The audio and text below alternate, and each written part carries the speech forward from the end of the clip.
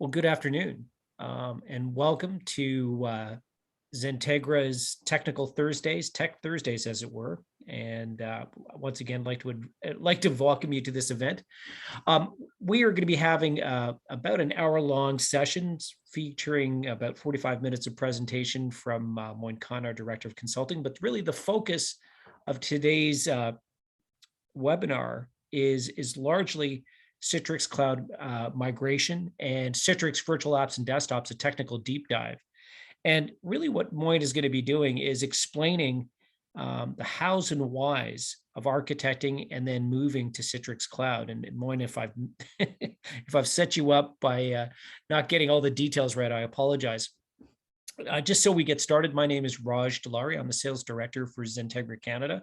I'm joined by Moin Khan, who's our global CTO, and he's also has responsibles in Canada as well as the US. Moin is going to be responsible for the technical session and taking us through the discussion. I want to point out that this is meant to be a technical session. It's meant to be interactive, and we absolutely like getting questions. So if you have a questions, please put it in the chat, and we'll be sure to get to it. And if you see something that kind of strikes you, don't be afraid to put up your hand and say, "Hey, wait a minute, I want to talk about this." And in the event that we need to go into it in more detail, we can address it at the end, see if we can do that in the Q&A, and then if not, we can follow up. So really, the objective here is, as much as possible, is to make this a technical session where you leave with some additional information, hopefully some comfort in terms of making the journey from on-prem to the cloud. So Moin, could you move to the next slide? Absolutely.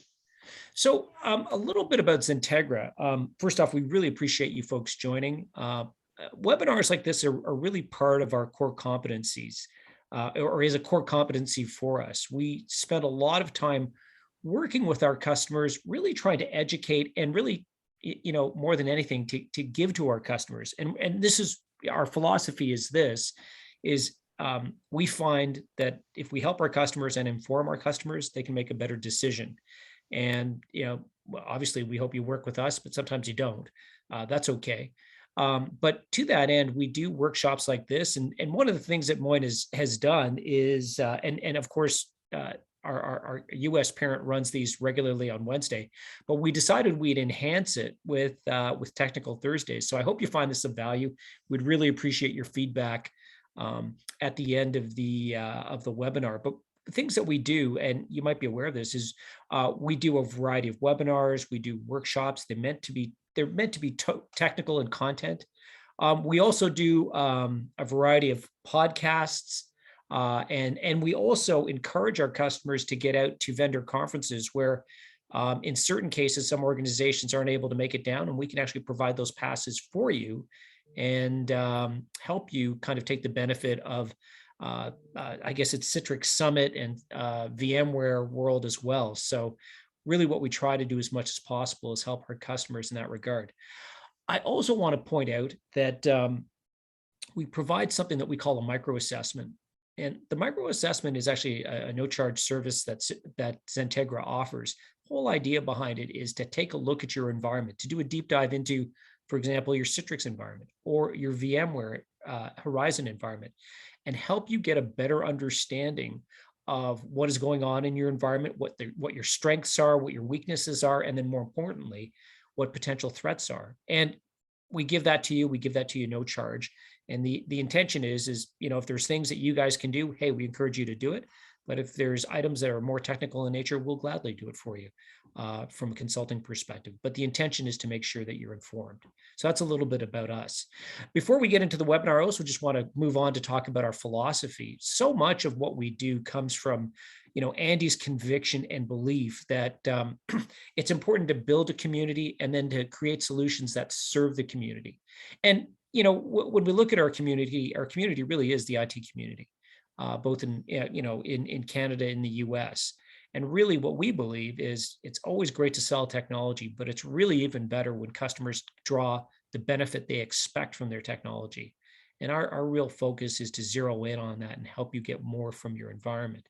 And so with that in mind, we're going to move on to the technical session. And really what Moine's going to do is jump into the technical details about thinking through the process of architecting and then executing a move to Citrix Cloud. And Moine, I'm just wondering, have I left anything out, or does that sound about right? No, that sounds about right. Thank you so much, Raj, for setting up the ground and having our folks understand the value proposition, what XenTegra provides, and getting into more of a learning mode where we understand what we are telling our customers to follow. So there is a reasoning behind everything, why we are asking to do these things. And today's technical session is about getting into the weeds and understanding when we talk about Citrix Cloud, when we talk about migration, what does that mean? So with that, I will just get into the overall Citrix Cloud messaging and how it is going to solve the problem that customer has. And one thing that I notice all the time is that every time we talk to customer and we say Citrix Cloud, there is a huge pushback, and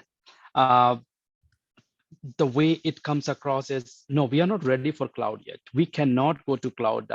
What if internet goes down? What will happen if we have to put our workload into cloud? Is there a pros and cons of doing those things? And from the IT side, I see a huge pushback, thinking that once it goes into cloud, is there anything for them to do? What will they do versus what will Citrix do? So there is a lot of questions that evolves around Citrix Cloud, and that makes it confusing for everyone.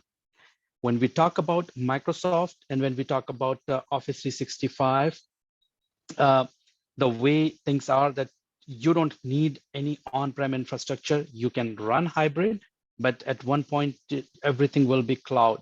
And I think that's the mindset that everyone is coming. And also the mindset that Citrix initially, when they came, or when Citrix Cloud was rolled out back in 2015, 2016, it was more of a lift and shift model. You take everything, you go and things were wrapped up around ARM template. You go into marketplace, you download Citrix virtual apps and desktop. Now it will expand, and you have controller, you have storefront, you have all those components. They are expanded into and is running into your tenant. That is the mindset that customers, they still have, that we are not in Azure or we are not in AWS. We are not ready to go in cloud. That's the reason why I thought it would be nice to just have a technical deep dive into what Citrix Cloud means now, fast forward from 2015 on to 2022 we are in. Last 2-3 years, Citrix Cloud has been there, and how significantly it is different from running your own lift and shift model, which is still there. You can still go to Azure Marketplace, you can go to AWS, and you can download the whole component and run your environment into your tenant. Or you can go into the native Citrix Cloud that we are talking about nowadays, running Citrix virtual apps and desktop into Citrix managed control plane. So traditional Citrix architecture that we are all used to running, we have VPX, we have storefront, Citrix controller that is connected to Active Directory. It is connected to your SQL Server. There is a licensing component. There is Director, Studio, all these VMs that you have that is running on-prem. You are managing it. You are going and patching your servers. You are going and upgrading it. This was one of the biggest challenge that drove to this Citrix Cloud journey. When I started working on Citrix around 17, 18 years ago, when it was WinFrame, XPE, Presentation Server 4, 5, Zen App, Zen Desktop, all these things. Back in those days, everything was a 3-year, 4-year life cycle. Once you deploy 4.5, for version 5.0, it took 2.5 years, and still 4.5 was supported until we got to 6.5, and Windows 10 came out when Microsoft started to release update every 6 months. Citrix, to keep up with it, they started to come up with a new version, after 6.5, very quickly 6.6, 6.7, 6.8, all these versions, they started to come up. Now, IT is scrambling to even keep up with one version. Think about uh, many customers that I work with, uh, they are still on 4.5, they're still on 5.0, they're still on 6.5. It takes them about 2 years to roll up from 6.5 to 7.5 or 7.6. And as soon as 7.6 deployment was complete, 7.7 came out. And I'm like, Jesus guys, do we go back and start doing it all over again? This cannot continue like this. That was the time Citrix came with two alternatives. One was we will go with the LTSR version, long-term service release. So if you're on 7.6 or you are on 7.15, we will give you long-term service release. This long-term service release will still support you. We will instead of doing a more frequent update every 2 months, 3 months, we will give you one cumulative update. So you will have CU1, CU2 that you can update and patch your infrastructure, but you don't have to do it on a regular basis. You can do it on your own change control policy. The other alternative that Citrix gave was they said, okay, give your Citrix infrastructure to us and we will manage it. That's where Citrix Cloud came. So Citrix Virtual Apps and Desktop got converted into as a service. It is running in Azure. When they started, it was running in Azure. The whole control plane, your controllers, your SQL Server, licensing server, storefront, your studio director, all these components, Citrix is sticking on, they are running it. Now, few things are still optional, and that's where the more question comes in about do we need to give everything to Citrix, or can we manage something on-prem? So one of the confusion that I would like to clear today is there is hybrid architecture, and that's where I see most of the people running it. You are going to so backplane your controller, SQL Server, license server, Active Directory, all those things goes into cloud. This is in Citrix subscription. Citrix is managing it. Citrix is updating it, patching it, and they are paying for the subscription cost. You are not. Your cost is all rolled into Citrix licensing. And this is one of the thing that Citrix added to their licensing model, where they do TTUs. In TTUs, a lot of benefit that we'll go into, but your backplane stays within Citrix management, and your workload, your VDAs, they can stay on-prem, they can be on Amazon, they can be on Google, they can be on Azure. You can choose where you want to put your workload. It can be in one place, or it can be in all 4 places if you are if you want to have that level of high availability, that I want to have multi-cloud. I don't want to be on single cloud. I want to have on-prem. It gives you tons of flexibility on how you want to run your workload on. Backplane still connected. Everything is connected through Cloud Connector. That's the 2 additional infrastructure component that you will be running in your infrastructure to manage those VMs. And these VMs act as a gateway between cloud and your on-prem, or if you're running it in Amazon or any cloud you're running it, that connector needs to go all those places. And then you have your delivery agents, that is your application servers that you are owning it and managing it. Getting into TTU, that's one thing that that Citrix is throwing around everywhere, and that's where everyone is asking, what do you mean when we say TTU, transition to cloud? Transition to cloud is nothing more than giving you hybrid rights. It gives you licensing. It enables your licensing to run it in both places. You can run it on-prem and you can run it in cloud. Now, I do understand it is not easy for everyone to, or anyone to take the workload and push it in cloud.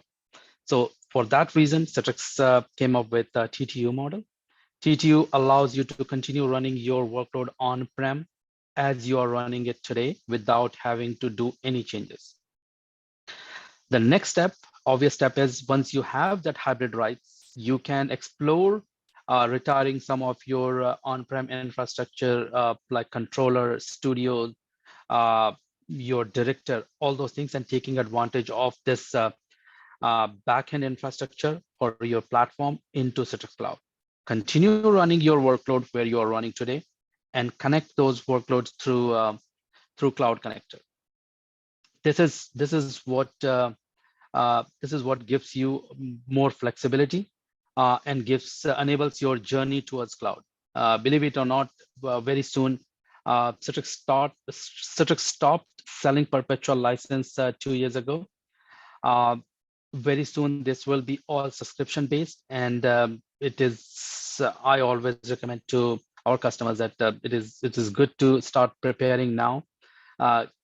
Understand the architecture, understand how it fits into your model, and embrace this journey that everyone is walking today on making your life simple by not having to manage the backend infrastructure, and also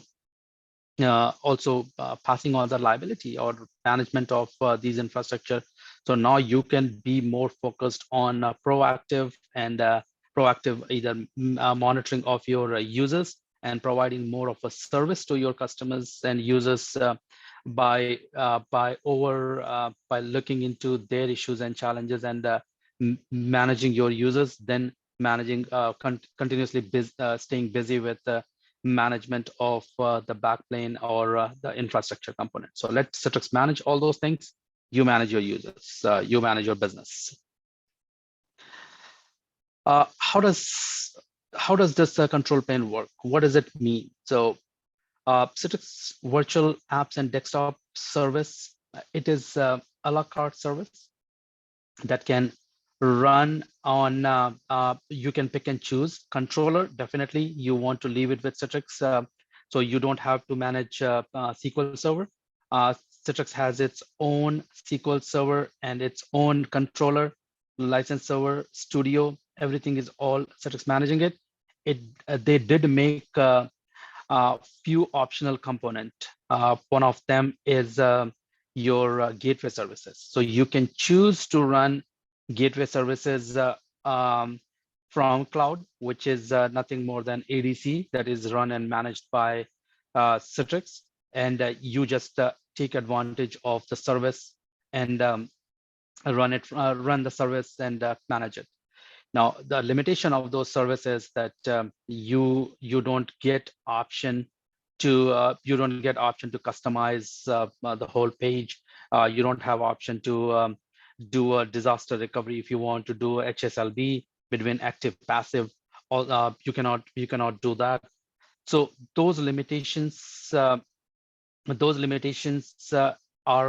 there. And for that reason, Citrix still enables you, if you want to continue running VPX on-prem, yes, you can run VPX on-prem, but you need to have a storefront to go with it. So your VPX and storefront will be running on-prem, and then the brokerage, then it goes through Cloud Connector, that is again running on-prem, and through that it will go to Citrix Cloud, does the brokerage from there, comes back to Citrix Cloud and feeds in your VDAs or your application servers that you're running. The other question that I get every time I come to this place and we talk about running gateway services in cloud, the first question that I get is, what do you mean if I put everything in cloud? What happens to the internet? What if my internet goes down? I'm going to be dead in water? The answer is no. If your internet goes down, yes, you are running this into cloud. But if your internet goes down, your users will continue to be operational through a service that Citrix provides that's called service continuity. So service continuity, before I get deep into service continuity, I would like to just play this video that explains what the service continuity is. With service continuity from Citrix Cloud, your users can keep working even during cloud outages. Let's compare the experience. One, we've got the audio, but we don't see the video. Service continuity enables people to continue to launch Workspace and access their virtual apps and desktops. We'll go with the audio then. Let's see if So how does this work? Before service continuity, Workspace users trying to launch a virtual app or desktop would receive an icon, a one-time ticket to access that specific app or desktop. But if the Citrix Workspace or CVAD services go down, new icon files cannot be generated and virtual apps and desktops cannot be launched. With service continuity, connection leases are used instead of icon files. So let me stop this project. Let me get back to presentation and I can walk you through. So what this connection service continuity is, your users are connecting. Take a scenario, your users are coming in. You have Citrix gateway services, that is service gateway services that is running in cloud. You have your backplane that is all running in cloud. You have infrastructure that is running on your application servers or VDAs that is running on-prem. Your users, they come in, they go to gateway services that is running in cloud. They are validated, authenticated. Once they are authenticated, they are routed to application servers that is running on-prem. Now, in a scenario when internet goes down, there is something that Citrix has introduced that was always there, that is connection leasing. So through connection leasing, what happens is users, even though your internet has gone down, the service continuity uses the Workspace connection leasing to allow users to access apps and desktop during those outage days. Workspace connection lease are long-lived authorization token. So it's just a token that sits on user profile on their desktop. So when I connect in to run my application, it will generate this token, which has a tag of a long validity. So it has a long-lived authorization token that stores it. And if your internet goes down, your users will continue to work without having to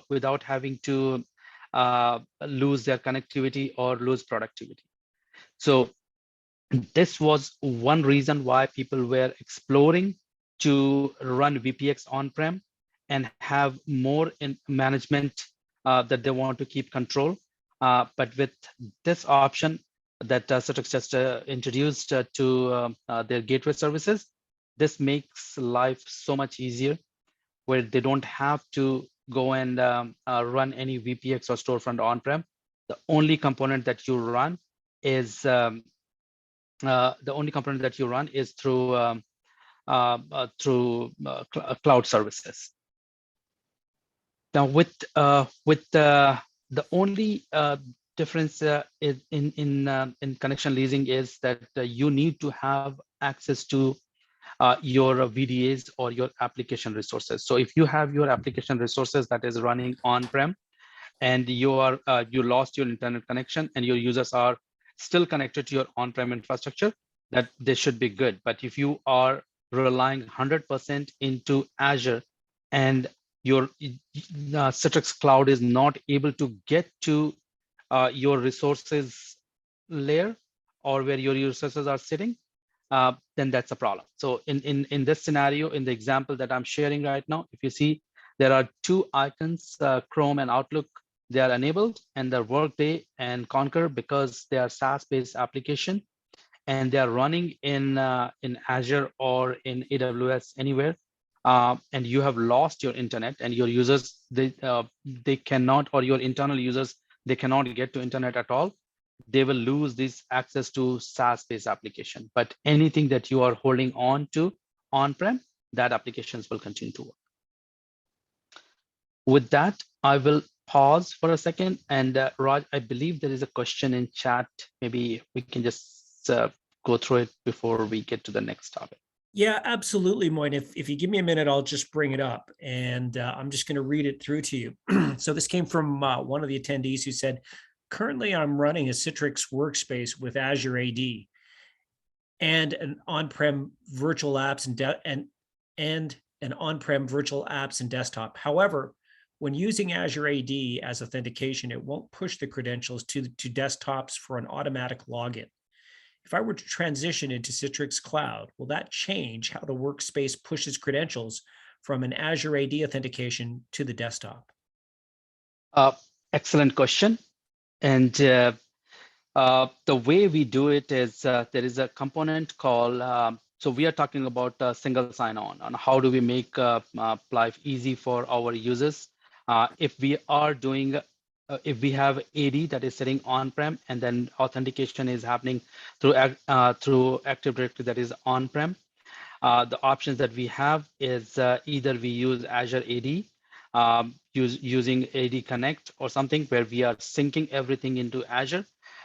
This way, the credentials are already synced, and we need a component called FAS, that is a federated authentication.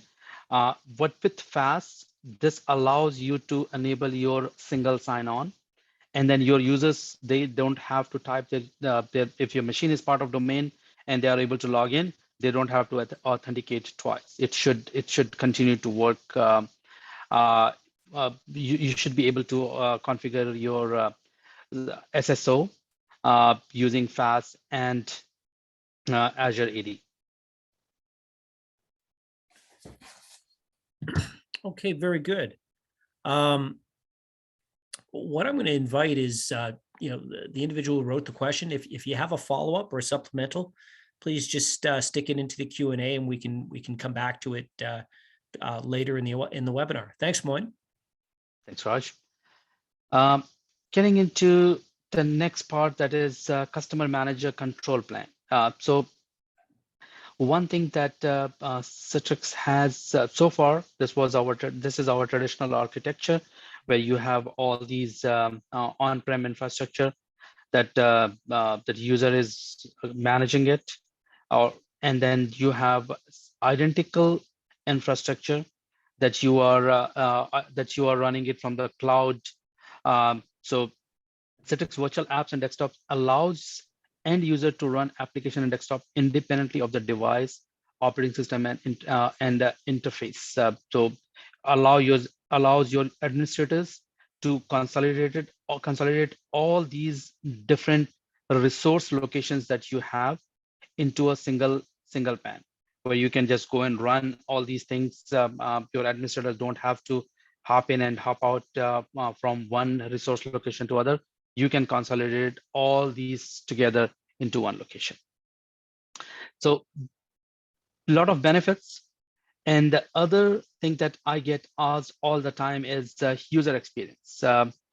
So people ask question that, what about my user experience? What will happen if I put this into cloud? Is it going to impact my user experience? Is it going to impact we are into mode of pandemic, where my users are relying on this infrastructure to stay productive. How does Citrix Cloud comes into play from the user experience perspective? So with Citrix Cloud, what Citrix has done, they have optimized user experience quite a bit with flexibility for any device, any network, your unified communication, your graphic acceleration, your peripherals plug and play technology, your multimedia performance, and then adaptive orchestration. So all these things has been optimized, and getting into the user experience from server to network to connection. One of the most important is adaptive display. Adaptive display with your that is incorporated in Citrix virtual apps and desktop, or DAS, whatever we call it, with the naming convention that continues to evolve. It incorporates multiple encoders, each optimized with different type of content. Instead of selecting a single encoder, adaptive display uses multiple encoders simultaneously. So the display and the behavior, instead of you going and troubleshooting and changing and trying to optimize, this encoder, that the intelligence that is built into this, it goes and it picks up the right encoder that is needed. Um, it analyzes and segments the display into unique part based on the content. SDX uses the best encoder for each unique section of the display. So it is not that one encoder that we define, it is going to be used for everything, but it picks and chooses which, where do I want to go with the display? Where do I want to go with throughput, transport, or audio? Whatever scenario may be, this adaptive display goes and analyzes it, and it gives you a best experience with optimized CPU and bandwidth usage. Your browser content redirection, again, one of the things that gets asked all the time, that what happens with my, we do a lot of training. There's a lot of videos and things that are being used. How does it impact? How does my bandwidth content redirection works? What bandwidth content redirection does, it reduces the load on the host machine. So I am running a laptop. My laptop has 8 gig, 12 gig of memory. Now I have 15 users, 20 users running it from the server, where everyone is sucking up the bandwidth from my server, wherein my laptop already has 12 gig of memory, and it has enough capacity that it can do all these things. So why not redirect those content and take advantage of local machines capacity that is there to do all these processing, your HTML content redirection, or your Adobe or your Java-based application that you are running, all those things. So there are 3 different type of BCR that you can run: server-side rendering, client-side rendering, and client-side render and client-side fetch. So server-side rendering and server-side fetch means high CPU and RAM and network utilized on your VDAs. No endpoint is doing anything. So this is the scenario that this scenario is applicable more on thin client. So if you're running a zero client or running a device that has no capacity, then yes, your server-side rendering and server-side fetching will happen. Everything is happening on VDA. Your servers is taking a hit, but it is you are saving on cost from you're not having a strong endpoint device, so everything is processing on the server side. Then comes the client-side render and server-side fetch. So this is for high network utilization on video on your VDAs. So your network is is utilized heavily, but your endpoint browser can take care of the rendering part. Then the third one is client-side render and client-side fetch. And this is where you take advantage of local device, their laptop, and their CPU memory that they have, that does all the processing, and your servers are freed up with those resources to accommodate more users on that box. The other most important thing that gets asked all the time, Microsoft Teams, the notorious product, but we have no choice, especially in the era that we are living right now with pandemic. Everyone is relying on Teams or WebEx or any mode that can keep your business and your users connected. Now, this is one thing that I get asked all the time, that what happens with the Teams? right now we are running 6.5, we are running 7.5 or 7.15, and the performance is not that optimal. What will change if we go to cloud? So what changes with the cloud and with the team that Citrix has done with the latest release that they have rolled out? It does team optimization. So what it does is it uses something called SRTP. So your users are coming in. So your Microsoft Transport Relay Services that is running, you have your VDAs, multiple VDAs, and your users are connecting. User one connects to VDA number one, and it is going to the same Microsoft Team Transport Relay Service. So it goes to that service and it is utilizing it. Your user two comes in, they are going to the same service through the SIP channel that is there, and they are utilizing the service. What is being done now is the use of a secure signaling protocol, SRTP. So what this signaling protocol does? It transmits the replay attack and enables the receiver to maintain index of already received RTP packets and compare with the new packet that is already there, or if it needs to be fetched. It is like uh, when Microsoft 6 years ago, when they were doing direct access or direct connect, there was a functionality that they released for caching. So if you are doing a file transfer onto small branch office, take a scenario of either hospital, healthcare, or a branch office in a bank, you have transferred a file that goes to one user in so small branch of 10 user. That's one file of 10 meg. It's getting delivered to 10 user uh, from your relay server, and all 10 users have exact same information. So what Microsoft did was they took this approach of a caching approach, where when you are sending 10 meg file or large attachment to 10 user in a small branch office, instead of getting delivered to 10 user, it gets delivered to one user. And then there is a peer-to-peer caching that happens.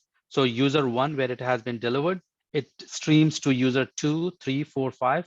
So as soon as it goes to 2 or 3 users, the rest of 7 users, they just instead of they getting it directly from the server, they cache it from the local devices that is out there in a peer-to-peer mode. So this is exactly what is being done from Microsoft side, and Citrix took that same technology, and they said we are going to enhance this by, if we have received a packet, this packet is already indexed, and this RTP packet will be compared with the other box that is out there, and if there is anything new, it will fetch. If it is not, then it will continue to work from there on. So it is not continuously beating down your relay service and impacting your performance. And that's where team got really optimized with the Citrix Cloud and version that people are running now.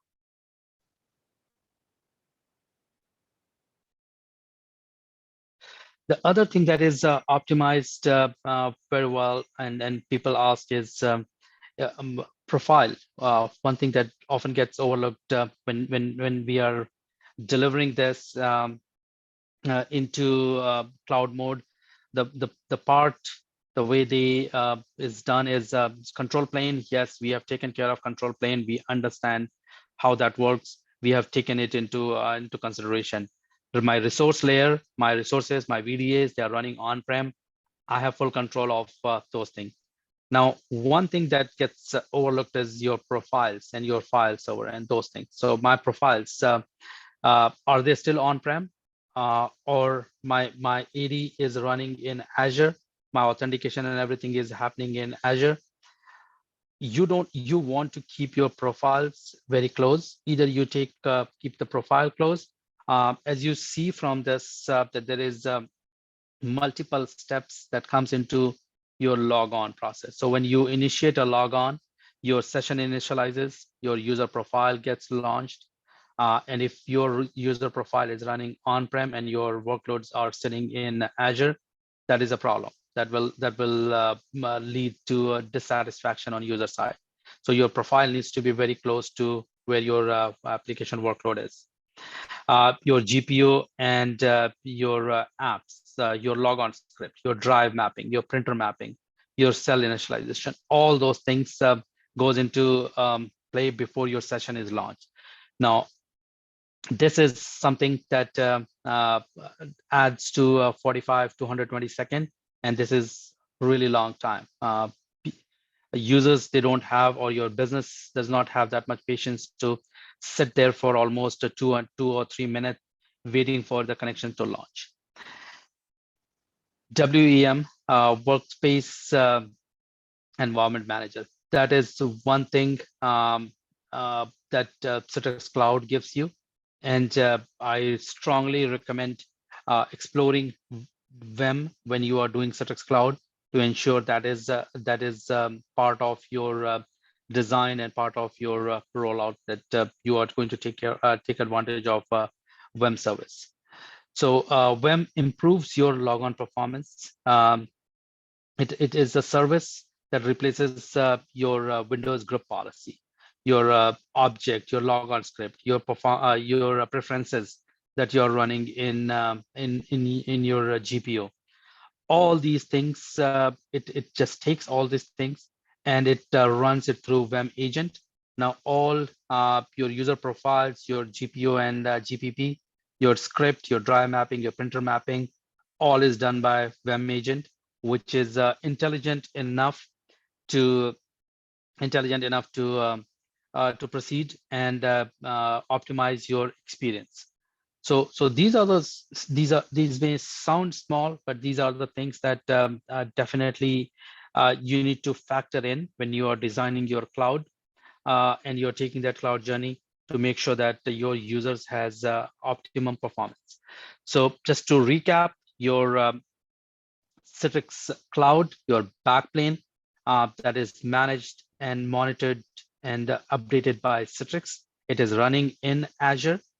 And Citrix is paying for the subscription, so the cost is you don't have to worry about the subscription cost of running that infrastructure into your subscription, but it will be all Citrix subscription. Your cloud connector is a machine that goes on-prem. These cloud connector machines can be Windows 10, 2012, 2016, 2019. Depending on what you want. This has to be domain joined. And Citrix manages the agent, that is a Citrix Cloud connector agent that is running on that machine. You don't have to update it. Citrix pushes it when there is a time when they release any new update. They will make sure that those cloud connectors are being updated. You always need to have a pair of cloud connector so that when the update is happening, your users are not impacted. Citrix uses a canary mode, so they will update one of the cloud connector. All the traffic will be pushed on the second cloud connector. When that is done, then the rollover happens. So, and most of the time, all these updates happens middle of the night. So your users may not be impacted unless it is a 24/7 shop. TTU, very important piece, having your licensing into hybrid mode. So you can run your workload on-prem or in cloud, both places with no issues, without having to worry about rushing into cloud or rushing into or taking that risk of staying on-prem on an unsupported version. So look into TTU. That will help you with our optimization and giving you a journey into cloud. WEM, definitely something that you should incorporate and make that as a part of your cloud journey. There is so far everything that I talked about was all Azure, and how Citrix is running this control plane into Azure. So people are looking into running their workload also in Azure at some point. Recently, and I think this was done around 5-6 months ago. Citrix did build their complete control plane into GCP. So now if you are a fan of Google and you want to take advantage of running containers and running your workload into Google Cloud, you can take advantage of Citrix Cloud that is running in GCP. Now, why would someone want to do that? Why would you want to, or why do you care about running it into GCP or in Azure? Multi-cloud, everyone is looking at multi-cloud now. What happens if Azure goes down?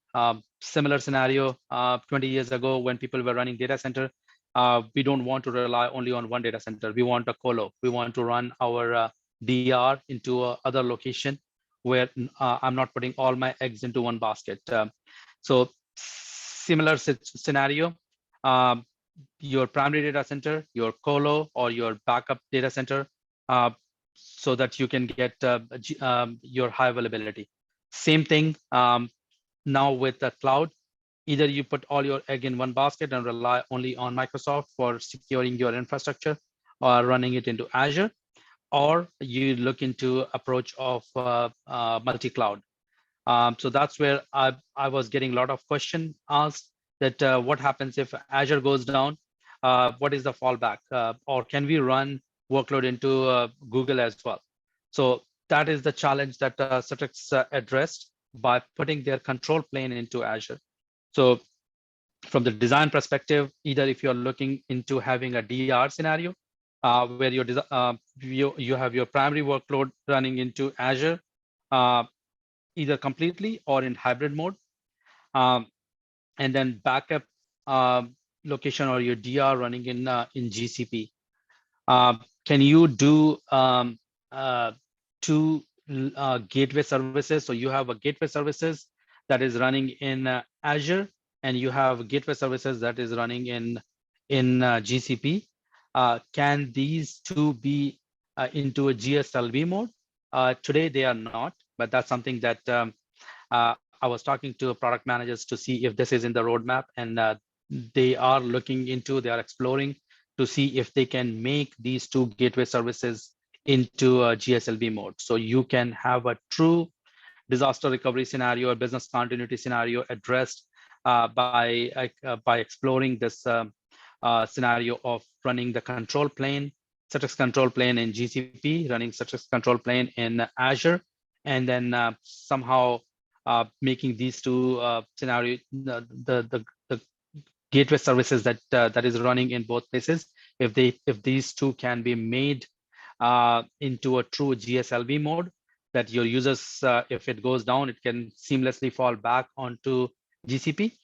That is on the roadmap, but not sure what the timeline is, not sure when this will be done.